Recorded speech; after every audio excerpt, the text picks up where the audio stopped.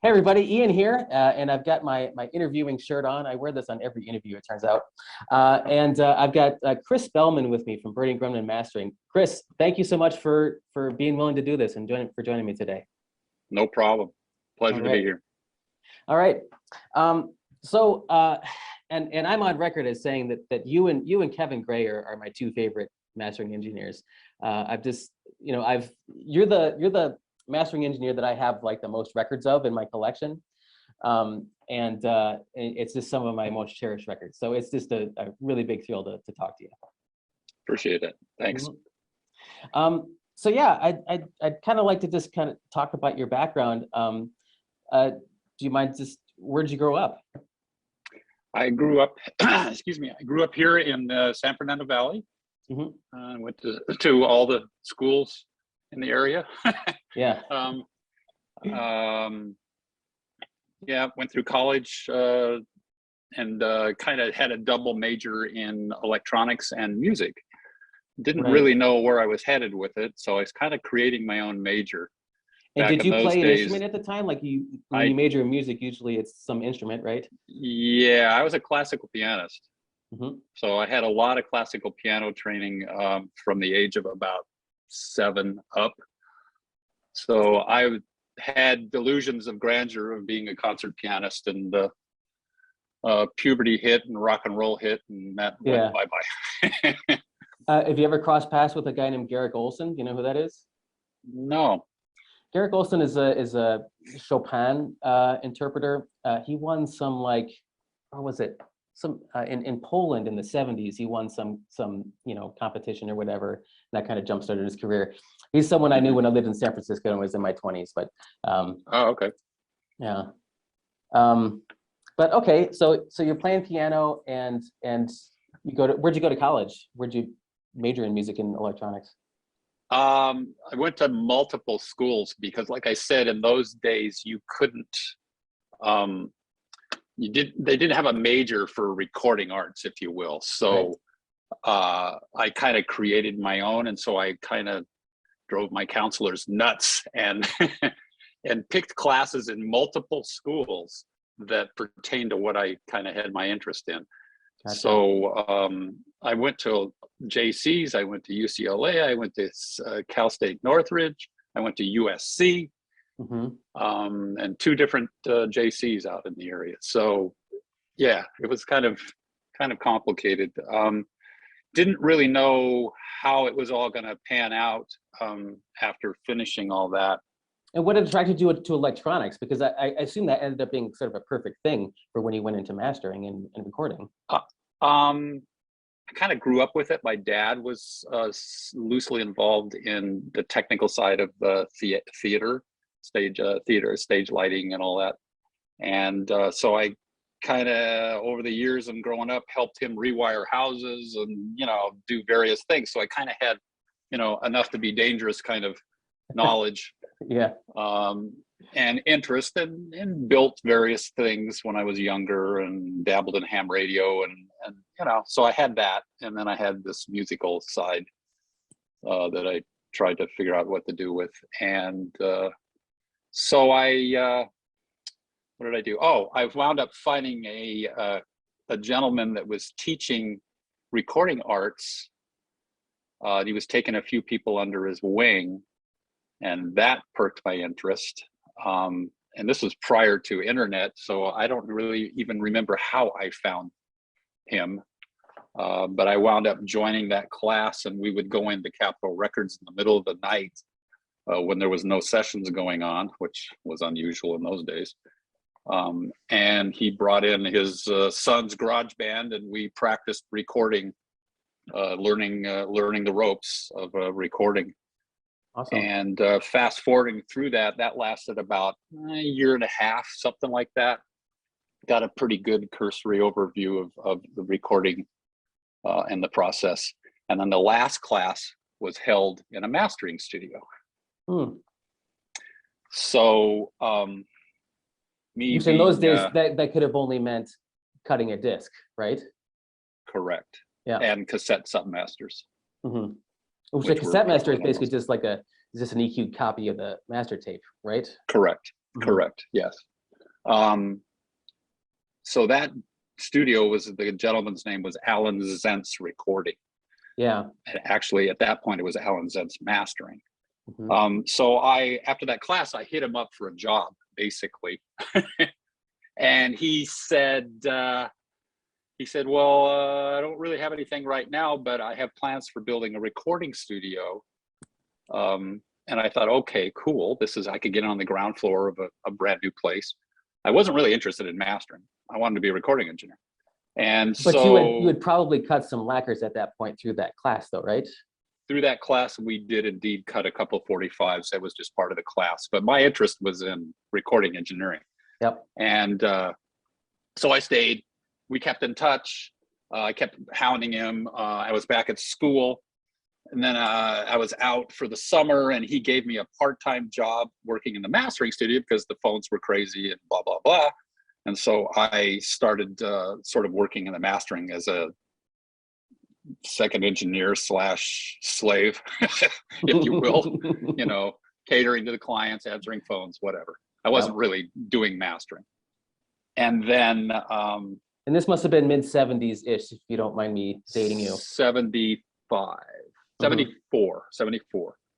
And summer ended. I was going to go back to class, and Alan calls me and says, "How would you like a full-time job?" And I said, "Ooh, full-time job in the music biz, go back to school and take some classes that I was sort of maybe needing, but not really knowing if I really needed them." I took the job.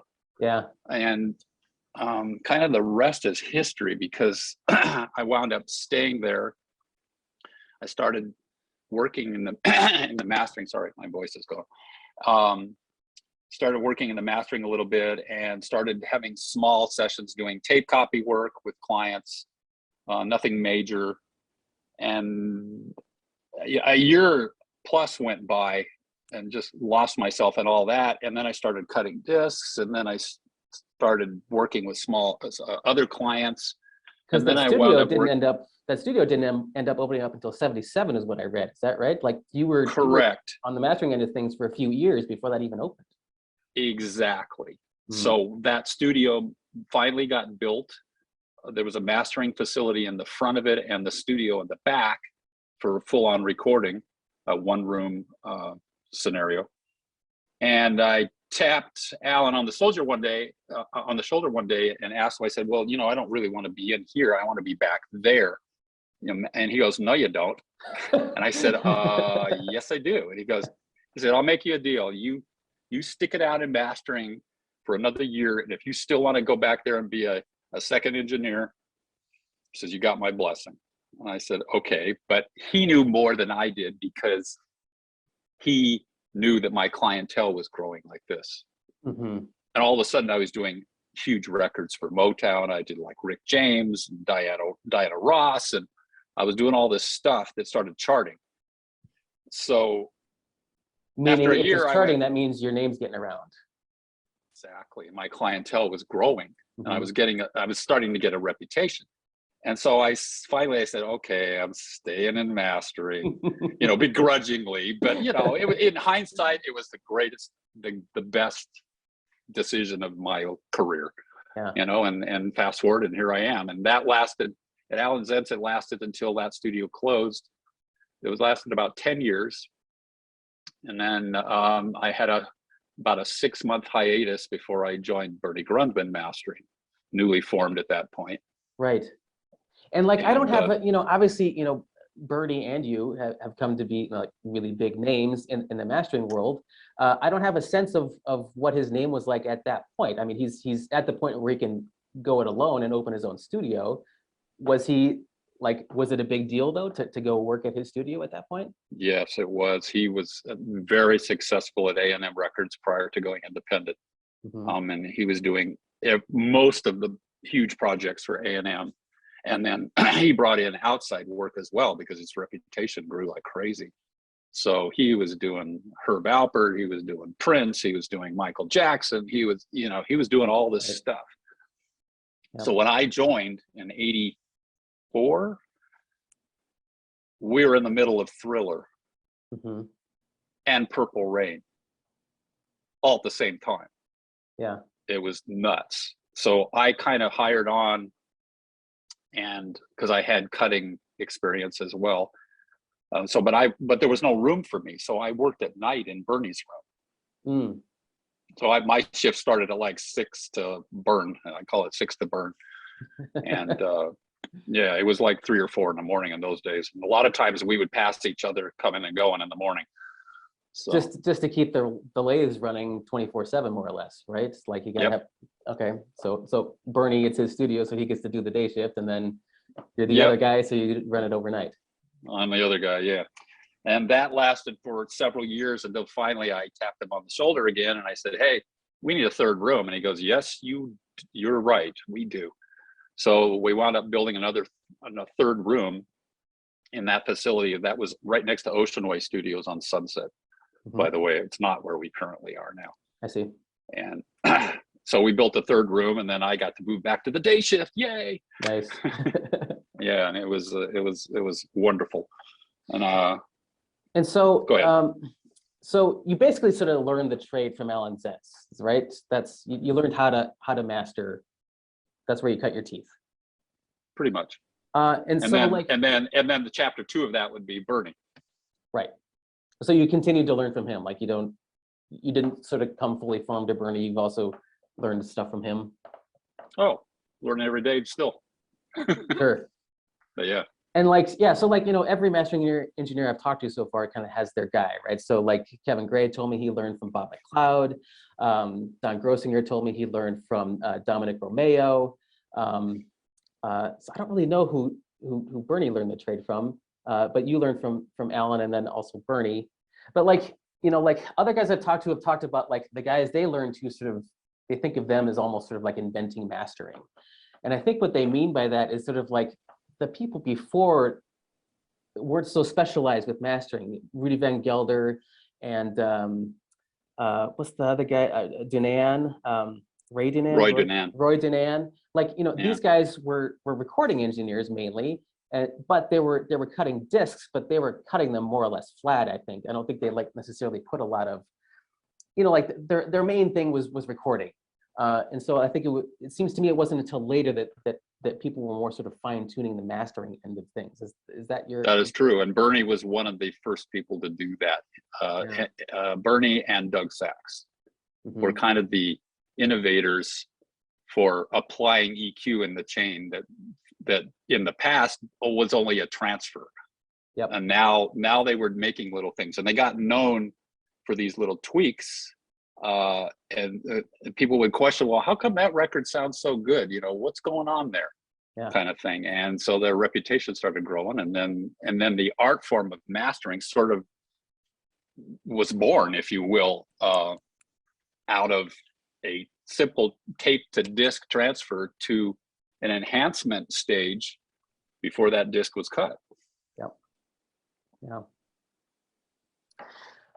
Okay, so that kind of brings us up to like, so you learn from Allen Zentz, you go to start working with Bernie, you learn from Bernie, and your name's got to really be getting around at this point. And so like, the first stuff that I sort of became aware of you was the Neil Young stuff. And that appears to have started in the mid-90s, perhaps with the Mirrorball album. Does that sound right? Actually started prior to that. I worked with David Briggs on a lot of Neil's reissues back in those days, which would be the early 90s probably. Yep. And David Briggs was his partner slash producer slash engineer. Yeah. And trained a lot of people as well that I still work with. David's no longer with us. Right. Yeah, it was a great experience. And I guess I started getting a reputation with Neil because of David. So, and it sort of lasted. I've become one of the family, I guess, if you will. So that's how you kind of got your in with Neil, is reissuing what his 70s stuff, like doing recuts of his 70s stuff in the early 90s. Yes, but that was actually for CD at the time. Oh, okay. That we were doing. And then we kind of jumped back into doing some vinyl, and then he realized how much he loved vinyl, and here we are. Oh, that's something I should ask you about too. I wasn't thinking about that when I was collecting all this, but yeah. So like, you know, the CD kind of comes out like 84 or so is when it really started to come out. But like, I've heard that like mastering engineers knew that it was coming down the pike by at least 82. And so like when you were with Zentz, were you already doing digital stuff? Were you already doing CD stuff with Zentz? No. So that No, I started don't when recall. you went to Bernie's studio. Yeah, it sort of started coming then. I remember Sony coming over and debuting their processing units with us, and that was at Bernie's. So yeah. Gotcha. And like, were you doing like in the 80s, like from that point, let's say from the mid 80s to like, I guess I'm trying to get a sense of how to what degree were you cutting lacquers in the 80s? Did that pretty much disappear? You were still cutting a lot of lacquers? No. Yeah. Vinyl never really died. I mean, it kind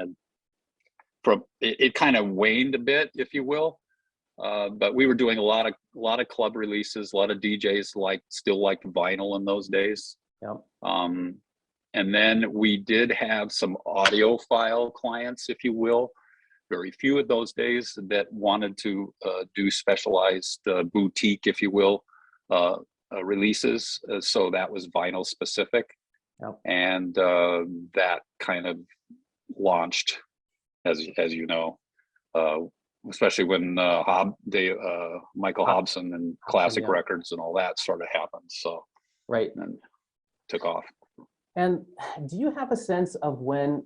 So like, my impression is that once music was starting to be digitally mastered for CD in the mid 80s, like once that started to become like super common, that at that point, that's more or less when it started to become common to cut lacquers from those digital masters. So like mid to late 80s. Does that seem true to you or no? Yes and no. And when digital first reared its head and they wanted to make CDs, we would literally be cutting vinyl, cutting the lacquers, and the digital copy was going on simultaneously. We would just it was just like a tape copy for us. Gotcha. And then that master would be assembled somewhere else. Oh, I see. But So whatever EQing you did, whatever EQing you were doing to cut the lacquer, I see there'd be a separate. Yes. So the thing that was making minus de-essing. Minus de-essing, but yeah, it kind of started that way, and then as vinyl sort of production started falling apart and CD sort of took over, then the CD production became more of the main focus in a mastering situation, and vinyl fell away. Because I'm aware of stuff like like when My Bloody Valentine did their recent all analog reissues of their albums, what Kevin Shields at the time had to say was that even their 1989 album Isn't Anything was cut from a DAT. And so that's what sort of gave me the impression that by the late 80s, stuff was getting transferred to digital first before they were cutting lacquers. But that wasn't necessarily your experience, at least? Well, I can't say we didn't do that. It was more of the labels making the call, because if they realized they had a digital master, a DAT, even a 1630, which is a U-matic based, it looks like a huge videotape. Yep. I don't have one to show you. That was pretty much the standard CD format was a 1630, it was called, because that was the name of the processor. What was I saying? We were gonna I lost my train of thought. Sorry. That was the digital master you were receiving, were those probably like, they basically look like super VHS tapes, right? Yeah, that and DATs, correct. And then other digital formats started coming out, professional, and we even had open reel tape digital, various kinds. Everybody was experimenting with digital in those days, trying to figure out the optimum path. Gotcha. So yeah, and editing became a problem, and then workstations started popping up. It was crazy time. Okay, so to get back to Neil Young, so all right, so you start doing some remasters, and then eventually, the first vinyl record I'm aware of you cutting for him is Mirrorball in '95. Does that sound right? I think so. Yeah. I Yeah, mean, because like everything up to then, he was like he went through his recording digital phase, and that went all the way through Sleeps with Angels was still recorded digitally. And my impression is that Mirrorball he is maybe when he went back to analog. Or do you happen to know when he started to record to tape again? I don't. He jumps back and forth a lot. Mm-hmm. And sometimes he'll record digitally, but then he'll mix to analog. So you won't really know what the multi-source was. I mean, I won't. Right. Like for So example, it's hard to tell. I happen to know like one of his guys, I'm blanking on his name now, but one of the guys that worked with Briggs wrote something for Neil's website where he talked about Ragged Glory. About John Hanlon. Yes. And I wonder if you've cut that already. But like that's been talked about that it was supposed to come out a couple of years ago and it still hasn't come out. But that like, it was recorded digitally, and so like the CD was all digital DDD. But they also went to tape at the same time. But I think the deal was like they had like a monitor mix that went to tape. Anyway, he kind of explains the whole thing, but so he's got tape to cut from, but it's not necessarily all analog. Possible. It's possible. A lot of, I think Neil, he likes to record to multiple formats, and then he sort of picks the sonics that he likes. He also has, he likes 16-track analog 2-inch tape. Mm-hmm. He has an old machine that he really likes that does that. But then again, he's been into Pro Tools for the last few years too. So yeah, hard to say. For example, like this one kind of surprised me, Colorado. Like, he moved to Colorado, and like there's a trailer, like a little video trailer that accompanied this, and in that trailer there's a whole movie. Yeah, and they show a tape machine in the trailer, but then what's so great about Neil though is he puts this little source thing down here, and it says it was mastered from 24-192 digital. Like, do you happen to know why that all played out that way? Like, it seems like he recorded it to tape, but then ultimately sent a digital file to cut from, which is unusual for him. He didn't do that for Barn, as you know. Like I said, he probably he liked to like I said, he probably recorded it to analog multi-source, and then mixed it to Pro Tools, possibly, or he transferred the multi into Pro Tools and mixed it that way. I honestly don't know. Gotcha. You don't know the backstory. You just sort of know what tape you get and you cut from that. Yep, which is 99% of the time I don't know the backstory. So. Yep. Gotcha. Okay. And then so that was Neil, and then so then I'm aware of a bunch of stuff you did for Classic. You did the Who, a bunch of Who records. You did the first 2 Big Star records, I believe.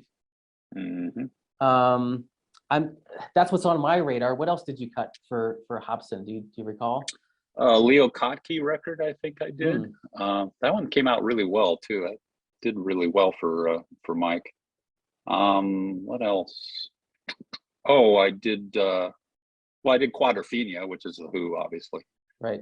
That was a good project. Right. You did Who's Next? I think you did Tommy. I think you did all the early stuff, right? A Quick One. Yeah. A lot of Who. Mike came into favor with the Who establishment, and they were giving him all sorts of stuff to work from. I think he was very good at securing original tapes. Yeah, he was. Yeah, like no one's ever been able to do what he's done since then. Yeah, and it's very difficult to do that now. The labels don't like to give out tapes anymore. Yeah, and yeah, so that was Classic. And did you do stuff for him before that? So like Classic comes from this. So like I collected records when I was younger, and then I stupidly got out of it in about 2005, right when all that awesome Classic stuff was coming out. So I didn't even know about it at the time. And I got back into collecting records about 5 years ago, and then I slowly learned about all the stuff that Classic did, which you can't get anymore. It's hundreds of dollars per copy or whatever this stuff. but you know, so like, is that when your interaction with Hobson started? Was with the Who and all that in the mid-aughts? I believe so, if memory serves me right. Mike came in with Bernie specifically to do a lot of early jazz recordings and some classical stuff.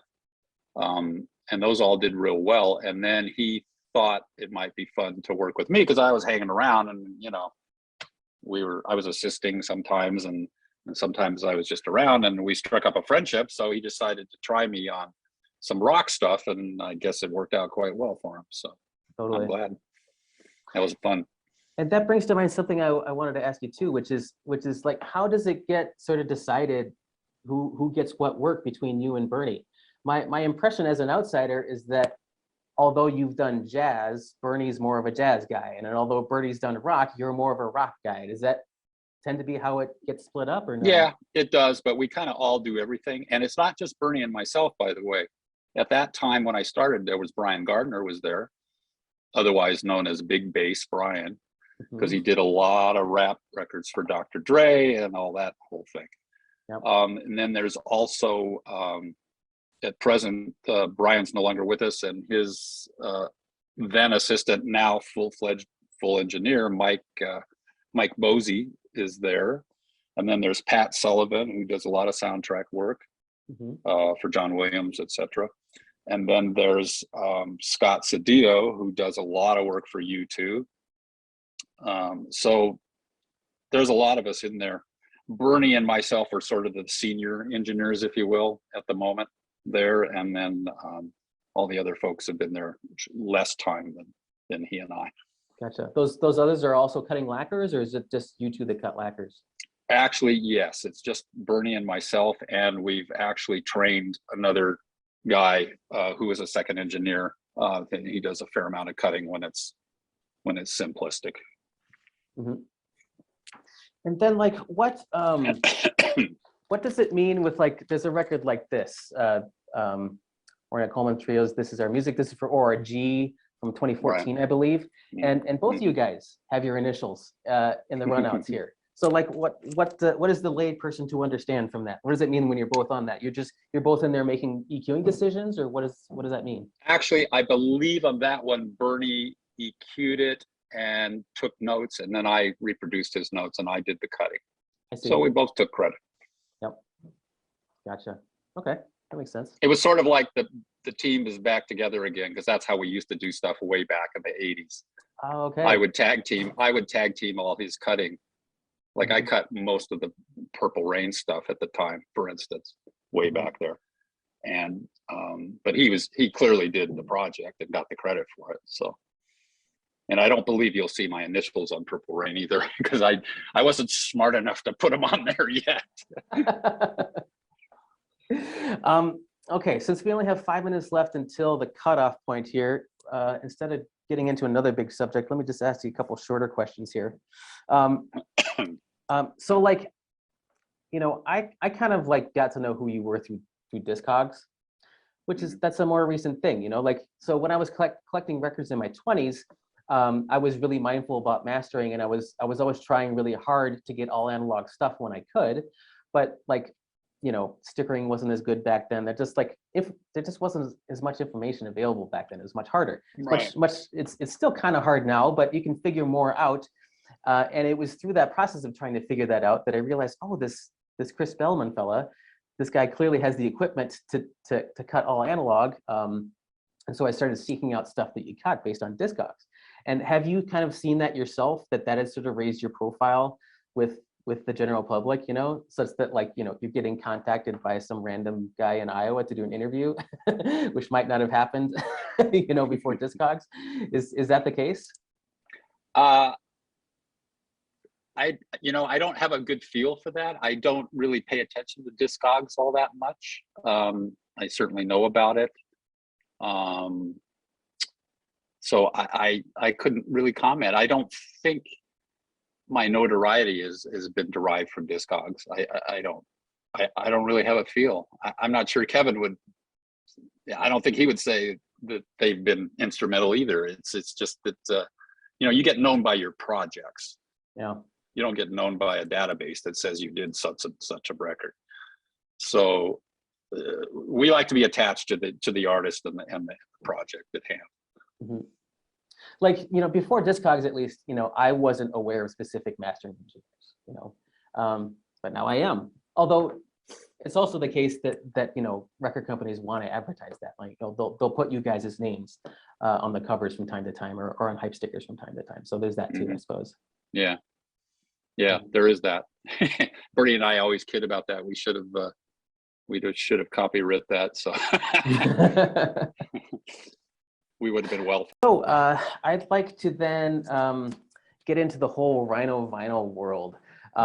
So this is actually really the album where like I got to figure out who cut this. Because this just blows my mind.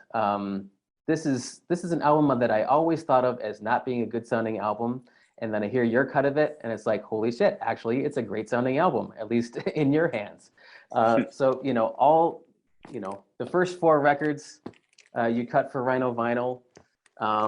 And actually a year earlier, that was all 2011, a year earlier, you did a bunch of early Tom Waits records. I only have the first one, unfortunately.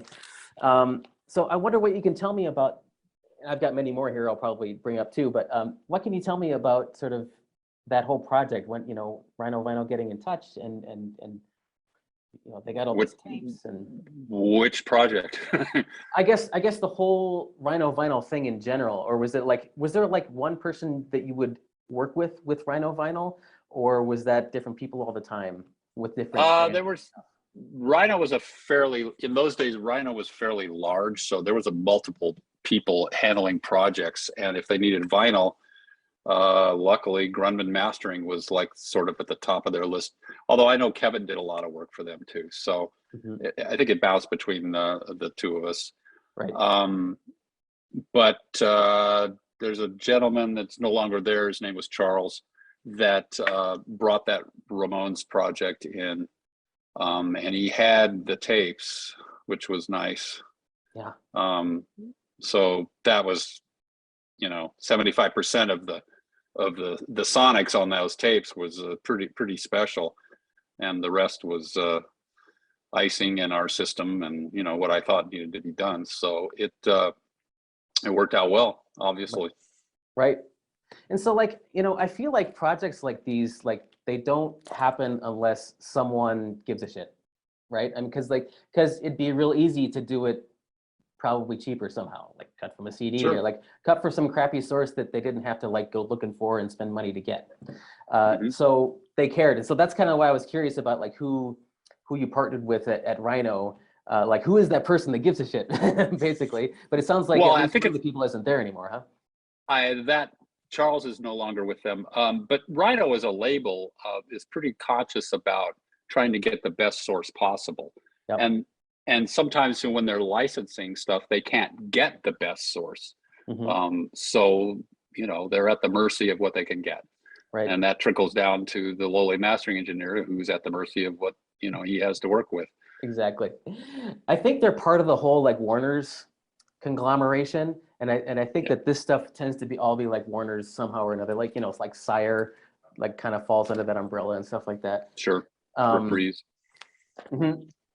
So like the two, or actually you did 3, I think, Sabbath albums. You also did Sabotage, and then Kevin did Paranoid, and Ron McMaster did the first record and Master of Reality.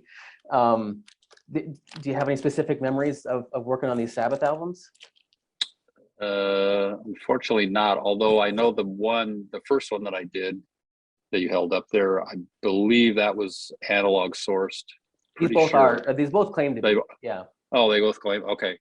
Yeah, that was a while back. So I remember putting that one album up, and half the studio showed up and went, "Whoa, you're doing this record!" So there was a lot of fans on that record that came by to listen. That's awesome. Yeah, like for me, this is just like the definitive version of this album. It's just awesome. Like the only thing they seemed to kind of pinch pennies on was they pressed it at Rainbow, which doesn't exist anymore. And so, you know, if you don't feel comfortable answering that, that's fine. But like, do you get disappointed when you hear that, like, oh, they're gonna press it at this place or that place? Like, is that disappointing for you, or do you kind of like Sometimes detached? I try to remain neutral on it, but you know, sometimes there's a bit of disappointment because I know the reputation of all these plants, and some of them are hit or miss, and some of them knock it out of the park a majority of the time, but nobody does it 100% of the time great all the time. That's the nature So of it. Yeah. you know, yeah, I mean, you can pick a favorite plant, and then the next month they do a bonehead and do something stupid, and all of a sudden they're not the favorite anymore. So you know, it just happens. It rotates around. Rainbow was very capable of making a great sounding record. Unfortunately, towards the end, they didn't. They weren't consistent. They weren't consistent. So that caused a lot of problems. But man, when they made a good sounding record, it's fabulous. I agree. Yeah. Yeah, I've got some great ones from them. Absolutely. Marquee Moon. I think this was from maybe the next year, from 2012, or at least when it came out. Maybe you cut these far earlier. I don't know, but yeah, like a bunch of the New York scene. This is another project that was split between you and Kevin, the Talking Heads. You did you did the second and third album. Kevin did the first and fourth. These don't. Not sure why that happens. Yeah. I don't know why that happens. And these, like, they have like a different stickering pattern, but they sound so good. I can't imagine they're anything other than analog. And I've learned through talking to mastering engineers that you guys are not supposed to talk about that. So I won't directly ask you, but I'll just say, in my opinion, these must be all analog, because they sound too good not to be. Okay, good. And that just it drives me bonkers when they're just, why not be explicit about that? You know, like it just seems like a no-brainer. I sometimes wonder I think they've learned that their clients, the people that buy their product, want to know that stuff, and I think they're endeavoring to. They're really trying to make that known. Yep, and like you know, and then there are times where they, like I said, where they have to use a copy or something else, and you know, and they're not proud of having to do that, maybe, so they don't say anything. You know, so you never know.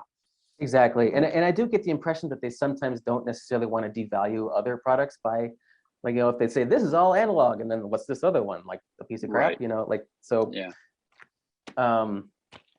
You did Forever Changes. Did you also, no, it was maybe Bernie that did the mono. This is the stereo. Yes, Bernie did the mono, yeah, recently, and that was actually remixed too, as I recall. That was not remixed. Exactly. This was from the original tape, and I think the mono was a fold down. Yeah, I believe so. Yeah, that was a fun project, and I forget, somebody attended that too. One of the guys.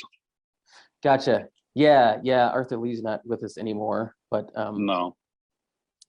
And like, you know, being from LA, did that make that kind of more special to do this? Like, you know, this was huge. That felt like home. Yeah, that was a good one. Yeah. More Rhino stuff, Close to the Edge. Yeah. This is, again, do a lot. Yeah, that's another project where half the front office came up and went, "Whoa, good record." Totally. And you know, there's a half-speed master out there of this that just doesn't touch this. This is as good as it's going to get, in my opinion. Half speed is not something we don't do. Exactly, and like, you know, Kevin's gone on about his dislike for that. Do you have any strong opinions about? I could probably echo everything he said about it. So it's just it's something you have to grow up with as an engineer and kind of try to understand it. And to be honest, I don't understand the concept of it at all. So it just doesn't jibe with me. You know, it what you get in one part of the spectrum, you lose in another. So It's like, why do that? For me, Stan Ricker's the only one who ever like did it good. Like, that is true. I've heard other people's half-speed masters that just don't impress me, but he's cut some records that sound great. Yeah, that is true. He was the only guy, and he sort of invented it in some sort of weird sort of way. Right. So, this is the last one that I have from you. That's a Rhino one. This is more recent. This is Richard and Linda Thompson's Shoot Out the Lights. And this is another one where they don't say what the source is, but it sounds too good to not be all analog. If you care to be honest, if memory serves me, that was digital. If it serves me, I'm not sure. And that's the thing, is that modern digital has gotten so good that you're really hard pressed to tell the difference on the best stuff. Yep, and to pat ourselves on the back, our processing, our digital processing is quite extraordinary, and it gives it back a lot of that analog kind of vibe. So that's what people react to on a piece of vinyl. And then this isn't Rhino, but like, since it's Warner's, this is Flaming Lips. This is something you did like over 10 years ago now. You did like a handful of the records, and like you cut. It was weird. Like I think like you cut some of them, and then there's another one that you mastered, so like kind of prepared the final thing to be cut, and then Don Grossinger actually cut the lacquer for the Soft Bulletin. Does that sound familiar? I could have sworn I cut that. That's how they present it. It's like I wonder if he maybe like recut from a digital master that you prepared or something. I don't know. It doesn't make sense to me, but okay. So that's Flaming Lips is all digital. Those guys are digital. Yes, absolutely. People, so yeah. Yep.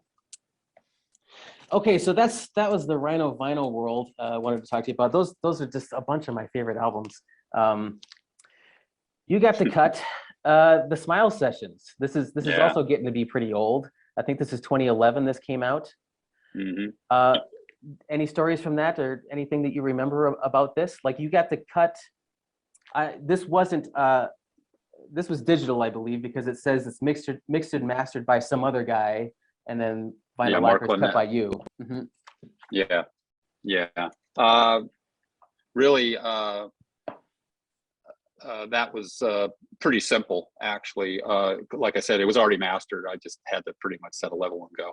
There's really, I have to say, there's like a couple different parts of mastering business. One is where we do the whole project, we do the setup, we cut the lacquers and create any of the masters. And then a whole other unforeseen part of the business is that we cut a lot of lacquers for other mastering people that don't cut anymore. Like say Bob Ludwig, for instance, he doesn't cut records anymore. So I do a fair amount of cutting for him as well. And he sends me high-res files. Yep. So, I stay out of the way, so to speak, of the project. I don't do anything other than modify the level to make the disc fit. So he's making all in that case, it's Bob Ludwig making the EQing decisions, and you're cutting flat what he sent you. Correct. And we do a fair amount of that for a lot of other mastering engineers. It's a whole other part of the business that we didn't actually foresee, because we were always doing the stuff that we worked on, from the get-go. And then when vinyl sort of waned, back there a few years back, a lot of years back, a lot of people got rid of their cutting systems, or they didn't want to do it anymore or whatever. Well, we didn't, and we're thanking our stars that we didn't. Yep. Because it's really become a great part of the studio business. Totally.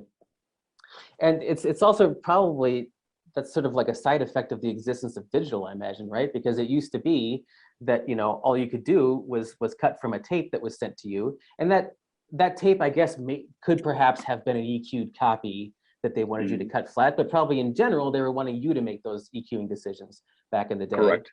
But now digital exists, and so and that's what makes things more confusing for the consumer, I think, is because it used to be the master was the output of the cutting lathe. Now the master could be the thing. Now the master could be the input to the cutting lathe, and then a production master is produced with the cutting lathe. So that there's these two different things now. There used to only be one thing, but now there's two different things that could be called the master. So when something's remastered, well, which one are you talking about? Are you talking about the input to the lathe or the output of the lathe? Well, you're talking about the input to the lathe, because what comes off the lathe is whatever you put into it. But the source is what's important. and if you're working from an original master or you're working from an EQ'd file, depends on the project. Right. And both are called masters. That's the thing. That's what I mean. That's what I'm getting at. Yep. So as a consumer, you would have to, if you're trying to figure out the history of what you're about to buy, you have to say, okay, I'm buying a piece of vinyl, so what is the history of that? Yes. Versus it might be different than the same record on a CD or streaming. Here's kind of an example of what we're talking about. You've cut all the recent Metallica reissues. And the sticker they put on here, it says, remastered for the first time. And for me, that's just word salad. Like, it's a fairly meaningless thing to say, right? And so one thing it could mean is that it's the first time a new lacquer has been cut from the studio master. That's one thing it could mean. But it could also mean many things in between. It could be, the idea that it's never been remastered before, well, it had digital master made when they put this to CD. So like, I think that's a meaningless thing to say when they say remastered for the first time. Yeah, I would say that the term remaster is a overused term, in that it, like you said before, it can mean various things. It can mean, oh, we're cutting this record again because they wore the parts out and they need more lacquers. But it's the same thing as it was before. Or it could mean that they got the original mixes and they had a mastering engineer or myself retweak it and make new decisions and then cut lacquers. It could be that. That tends to be what remastering usually means. Or it could also mean they went all the way back and remixed it and then resubmitted whatever source to the appropriate mastering engineer, and they did their re-EQ and did something again. So it's really hard to tell. Are you at liberty to discuss what you cut from? I believe Ride the Lightning was remastered by someone other than myself. They submitted files, and oh, I see. I cut the lacquers. Gotcha. But I could be wrong. Right. Yeah, you did in fact cut it. Okay, I didn't get that wrong. And but sometimes they don't disclose that because they don't want to change the artwork. Yep. So remastered by Howie Weinberg. Oh, there you go. Yeah. So I got files from Howie, and so he revisited the sources that the original mixes. Right. The tape got sent to him basically. He did a digital transfer and EQing decisions, and then you cut it. Correct. Gotcha. Yeah, and that happens a lot to decipher this stuff. Which, by the way, someone did a shoot out of this against the original, and this sounds exactly like the original. It's really impeccable. Anyway, it's supposed to sound better. So Wilco is someone you've done a lot of work for. So this is I think this is the most recent reissue of AM. So like you cut pretty much all their current albums, but you've also done reissues. Anything you have to say about working with Wilco? Like, are you working directly with them as a band at all, or are you just kind of receiving stuff and you cut it? I've worked with them loosely, and mostly I'm receiving stuff from Bob Ludwig, who seems to be their preferred mastering engineer. Yep. So I'm pretty much just the disc cutter in those scenarios. However, I have gotten involved in a few tweaks and whatever somethings that they hear on the vinyl, and sometimes we make some changes, but generally it's pretty straightforward with those guys. Great band, by the way. Yeah. Yeah. Okay, and then I also wanted to talk to you about REM. Oh yeah. You did 3 of their 25th anniversary reissues are freaking awesome. I love these. The one that stands out the most for me is Green, because for me this is the one with kind of like the most dated original production. Heavily gated drums. That's the thing that jumps out at me. I'm a drummer, so like I hear that stuff immediately when the drums are gated. Sure. And the original of this was just a lot more cold sounding. And then when you hear that sort of dated production, though, through this claims to be a cut from the original analog masters, through your EQing decisions and through your mastering chain, like it it transforms this thing from a cold sounding record into a warm sounding record, and the production decisions seem to make a lot more sense all of a sudden when you hear something that's probably closer to what they were hearing in the studio. Any sort of thoughts or memories about working with REM on their reissues? Well, thank you for mission accomplished, I would say. Yeah. That was a fun record. The analog tape was really good sounding. So it made life simple in terms of making decisions. Recorded at Ardent. I worked through the label. I believe that was Warner's, right? Yeah. Yep. So I didn't have direct contact with those guys, although I was on an email thread for some of the decisions, but that was about it. No one came in. Yeah, I'm pretty much left to my own devices on a lot of that stuff. So yeah. And I imagine then that must have sort of led to this. This is Filthy Friends. This is sort of an indie rock super group. It's Peter Buck and then Corin Tucker from Slater Kinney. Now the late Bill Rieflin on drums. And so, yeah, you cut this. This is on Kill Rock Stars. I don't think they've ever used you before, not that I know of. Wow, I'm having a hard time even remembering that record. Okay. Sorry. When was that? It's good though. 2017, so it's 5 years ago now that it came out at least. Okay. So it could have been maybe even 6 years ago that you cut it. Yeah. Sorry. No memory on that one. No worries. Some of them are all a blur. I have to say, when I approach remastering a project that's a well-known, specifically if it's a well-known project, I always make reference to the original. I get a copy of the original vinyl if I'm making vinyl, or the original CD, whatever I'm doing. And I always sort of pay homage to it. I don't try to reinvent it. I think that's the kiss of death. Yeah. Because sometimes you can go completely in another direction and people are going to go, what the heck happened? They might like it, but they might not. But I think the idea on a reissue for me is to make a hopefully better sounding pressing, but it's still in the ballpark of what the original intended. Yep. I'm not trying to reinvent it. So right, capture the original essence, but improve upon it. Correct. So what I typically do is when I'm running it down, I sort of run a loose parallel to the original. So I'm constantly referring back to it, maybe with a couple seconds delay in between just to hear what I'm doing. And then I come up with a general plan.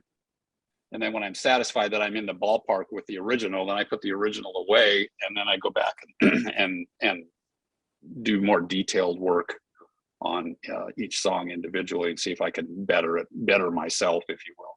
Yeah. And are you able to sort of hear the original tape and hear an original pressing and sort of parse what they were able to do? Like hear those differences and be like, oh, I see, in this frequency, they must have done this, and that frequency, they must have done that. Absolutely. Yeah. Especially when you're running the original, you can kind of hear, okay, this person took it in that direction. Is that a good direction? Should I go the same way? Should I do more? Should I do less? There's all those kind of decisions come into play. Yeah. So how many, I think Kevin said he had a 4-band EQ with his system. What do you guys? We have we're completely customized. So we have, oh my gosh, 12, 20, we have 24 selectable frequencies, I believe, per channel. With more if we need it, but those are kind of on board at any given moment. They're fixed bandwidth. They're not variable bandwidth. Okay, yeah. Specific frequencies that we've used over the years that we know work for ourselves. Yeah. And then we also have multiple sources of limiting if we need it, digital and analog limiting. Just depends on the project.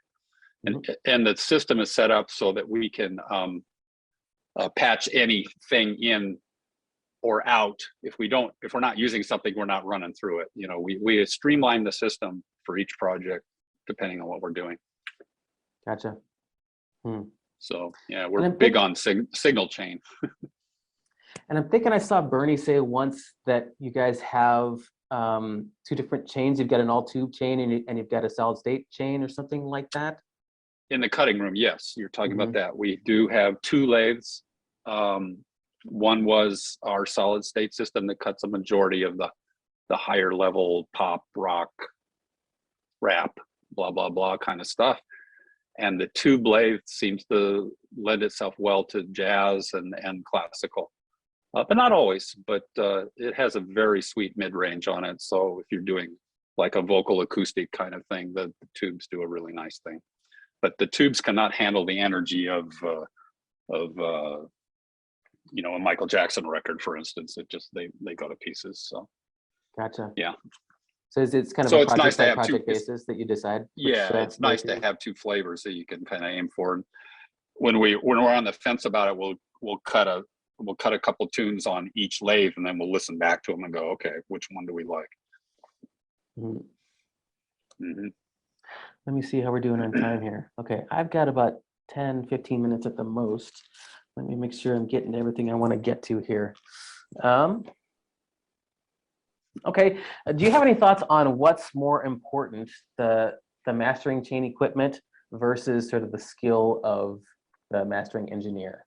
So in other words, you know, someone who doesn't know what they're doing cutting on your system versus you cutting on a crappy system, what do you think is going to sound better? Sorry if this is a rude question. Wow, that's a tough question. I mean, they seem equally important to me, but I just am curious what your thoughts on that are. That's kind of like putting a race car driver in a VW and vice versa, and letting a layman drive a Lambo. Geez, I don't know. I don't know if I could answer that properly. I think it's definitely the combination of the skill of the person and his equipment, and you sort of become one with that equipment, and you know your limitations, and you know where you can take something with your system that if you jumped into somebody else's system, you probably couldn't do that, or you might be able to do something different. So it's the skill of it's the accuracy and the skill of the operator and system, and it's all one piece. When it all comes together, it's a fabulous thing. Yep.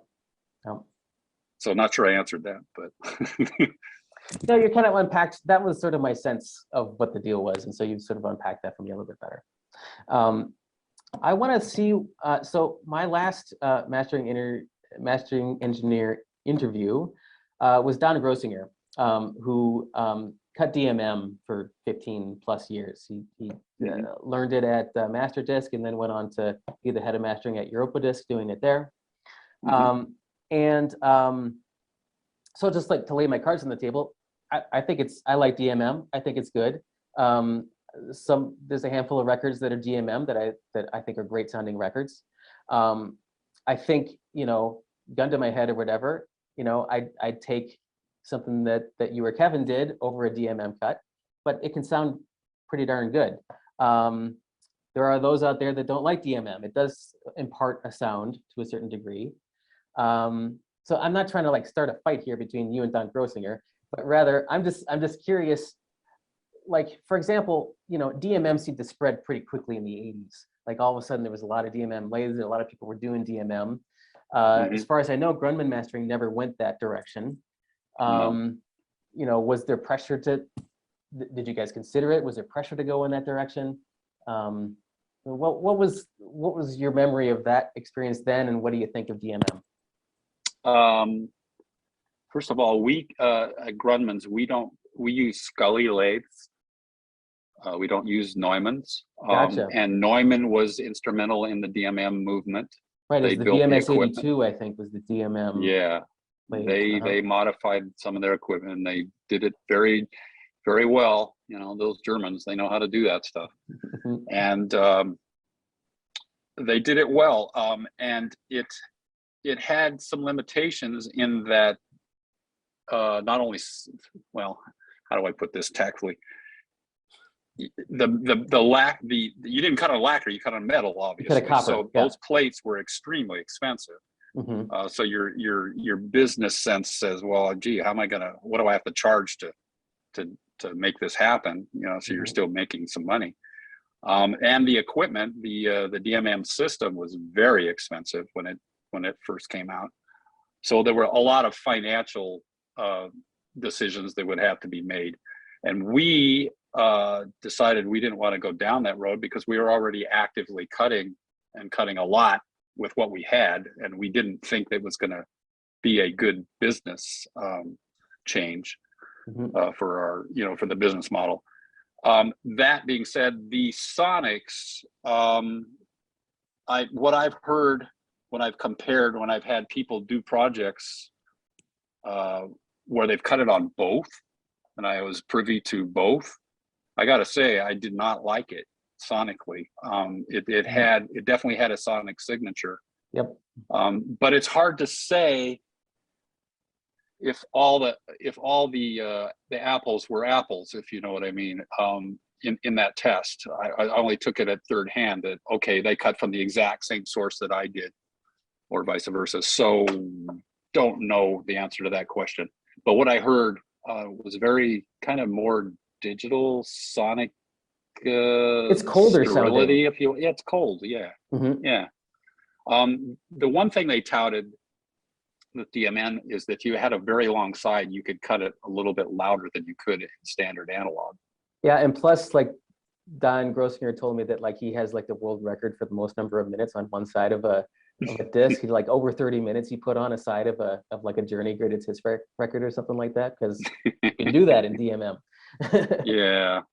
Well, to be honest, I did a project for someone who will remain nameless that did it both ways, and they were questioning the Sonics. It was done in England, I believe, at a DMM system over there. And then I cut it, and it was long sides, and I came within a half dB of the DMM version in terms of level. I was a half dB lower for the same exact side. And they liked the Sonics better, so they were like, a half dB, big deal, right? So and is that. You can get a lot.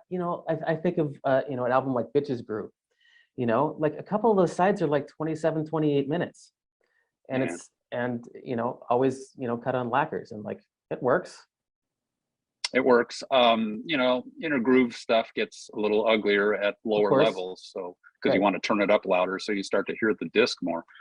So there is that problem, but yeah, long sides are tough. Yeah, and it's vinyl, exactly. Okay. Gosh, that's pretty much, we pretty much covered it, and I gotta get moving. Let me just make sure there wasn't anything else. I think that's it. Great. Anything you'd like to say in closing? At all? I know I'm a little I appreciate the opportunity. Nobody's reached out to me in quite a while, so I appreciate the invite. And I have a question for you though. Yeah. What's with the snow motif on that one video you did? So I'm fairly new to doing this. I started this channel just at the beginning of this year. I live in the middle of nowhere. I'm in rural Northeast Iowa, and I just very quickly got very bored with just like sitting in front of my record collection talking about records, and so I started just trying to find the weirdest places I could possibly find. And so yours is I'm out in this field. There's another one I did where I talk about this guy Joe Nino Hernandez who cuts for Sterling. Where I'm sitting up in a tree, and I don't know. I just it's just out of like trying to have fun with it, basically. Just like just finding weird places to go to. And okay, but now you're in a living room, so you're boring, right? So now I'm at the library because like I've learned is that I don't get, my internet just sucks where I live, and so when I have an important thing where it's got to work, I come to the library in town to make sure it's going to work. So. Cool. Yeah, this is about the more. I need to make some. I was amused. Or something. That was the first time I saw you, and I was like amused. Why is he sitting in the middle of a snow field? and using a lot of swear words and talking about my records. Yeah, that's cool. Well, I'm so thankful that didn't turn you off and scare you away. Um, and yeah, this has been great, Chris. Thanks so much. Just really grateful you're willing to do this, and it was really illuminating. Not a problem. Pleasure to be here. Okay. Well, thanks a lot. I'll sign off, and I'll have more to say after we end the meeting real quick. But Okay. thanks a lot. Take care. Yeah. Bye now.